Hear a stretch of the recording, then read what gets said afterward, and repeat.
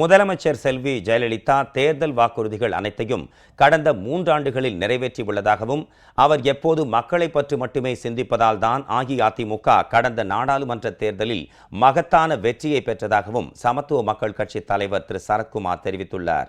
உள்ளாட்சி அமைப்பு இடைத்தேர்தலில் போட்டியிடும் அஇஅதிமுக வேட்பாளர்களை ஆதரித்து பிரச்சாரம் மேற்கொண்டு வரும் திரு சரத்குமார் தூத்துக்குடியில் நேற்று பல்வேறு பகுதிகளில் கழக வேட்பாளர்களுக்கு ஆதரவு திரட்டினார்.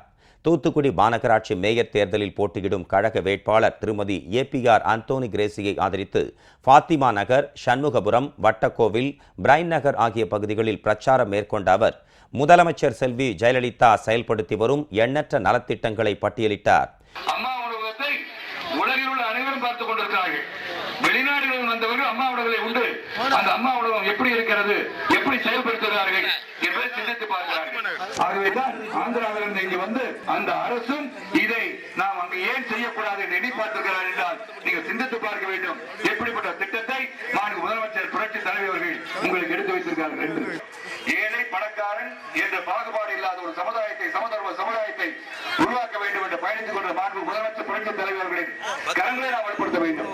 இதனைத் தொடர்ந்து அவர் இன்று கோவை மாநகர மேயர் பதவிக்கான அஇஅதிமுக வேட்பாளர் கணபதி திரு ராஜ்குமாரை ஆதரித்து இன்று குனியமுத்தூர் பகுதியில் பிரச்சாரம் மேற்கொண்டார். அப்போது பேசிய அவர் முதலமைச்சர் செல்வி ஜெயலலிதா தேர்தல் வாக்குறுதிகள் அனைத்தையும் நிறைவேற்றியுள்ளதாகவும் எப்போதும் அவர் மக்களை பற்றி மட்டுமே சிந்திப்பதால் தான் அஇஅதிமுக கடந்த நாடாளுமன்ற தேர்தலில் மகத்தான வெற்றி பெற்றதாகவும் தெரிவித்தார். சிங்காநல்லூர், கணபதி பேருந்து நிலையம், கவுண்டம்பாளையம் உள்ளிட்ட பகுதிகளிலும் திரு சரத்குமார் கழக வேட்பாளருக்கு ஆதரவு திரட்டினார்.